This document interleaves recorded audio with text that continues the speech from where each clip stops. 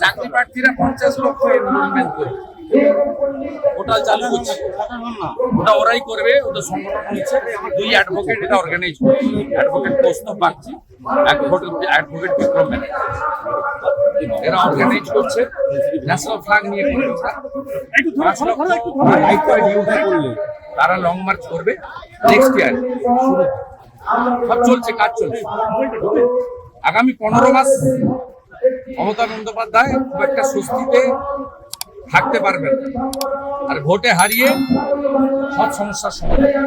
তৃণমূলের বিধায়ক বলছেন আরো বড় করে উৎসব করব এবারে আমরা। ওরা উৎসব করবে তো, ওরা হিন্দু নয় তো। আমরা পুজো করব, ওরা উৎসব করবে। বসিরহাটের সাংসদ হাজী নুরুল প্রয়াত, যে কোনো মৃত্যু দুঃখজনক, আলাদা কিছু বক্তব্য নেই। ইলেকশন পিটিশন, যে কোনো মৃত্যু দুঃখজনক, এর বাইরে কোনো বক্তব্য দিতে পারবো না, সম্ভব না। আর বসিরহাটে উপনির্বাচন হচ্ছে, রেখাপাত্র কেস আছে পেন্ডিং, ভোট ওখানে হচ্ছে।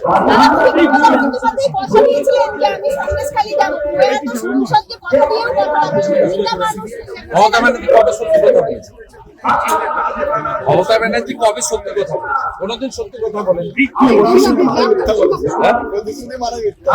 আপনার সাথে টালা থানায় বসে ভুয়ো রেকর্ড নথিবদ্ধ করা হয়েছে। সিবিআই আজকে আদালতে জানালো টালা থানায় বসে ভুয়ো রেকর্ড তৈরি করা হয়েছে।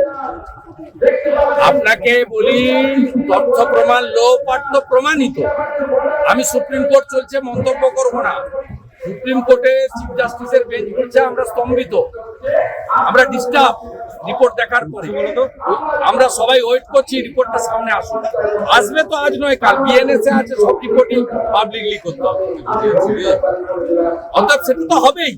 আর অভিজিৎ মন্ডল অ্যারেস্টের সাথে সাথে মমতা ব্যানার্জির পুলিশ তথ্য প্রমাণ লোপাট করছে, এটা এস্টাবলিশ হয়ে গেছে।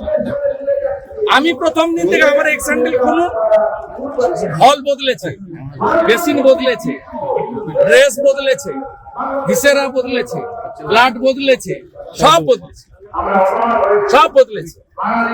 এ পাপ যাবে না, এ পাপে ধ্বংস হবে, কিচ্ছু করতে পারবে না।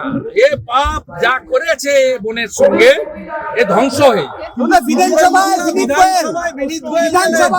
বিধানসভায় বিনীত গোয়েল গেছিলেন গতকাল নির্মল ঘোষকে সিবিআই জিজ্ঞাসাবাদ করেছে। সেই তথ্যটা ভায়া হয়ে আজকে জানতে গেছিলেন, ওকে জানানো। নির্মল ঘোষ যে যার ঘরে ঢুকেছিলেন তাকে জানিয়েছেন, আর উনি আজকে উনাকে ব্রিফ করে দিলেন, ফোনে আর রিস্ক নিচ্ছে না।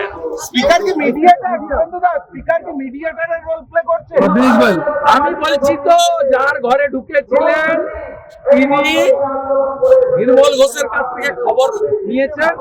আজকে খবরটা বিনীত গোয়েলকে বলেছেন, এই প্রশ্ন হয়েছে, তাতে বিনীত গোয়েলের নাম এসছে কিনা ইত্যাদি ইত্যাদি, এটা ওনাকে বলা হয়েছে আজকে। এবং এই সম্পূর্ণ পরিকল্পনাটা মমতা ব্যানার্জি করেছে, তার নির্দেশ পালন করেছে। বিনীত গোয়েলও পালন করেছে, যার রুমে ঢুকেছিল তিনিও পালন করেছেন, আর যিনি গতকাল গেছিলেন নির্মল ঘোষ, তিনি আজকে ফার্স্ট আওয়ারে বিধানসভায় গিয়ে তথ্য দিয়ে এসছেন। এই তিনটে নির্দেশই কার্যকর হয়েছে। এই যে এখান থেকে 500 মিটার দূরে যিনি বসে আছেন তার অবশ্যই, এর জন্যই তো প্রভাব।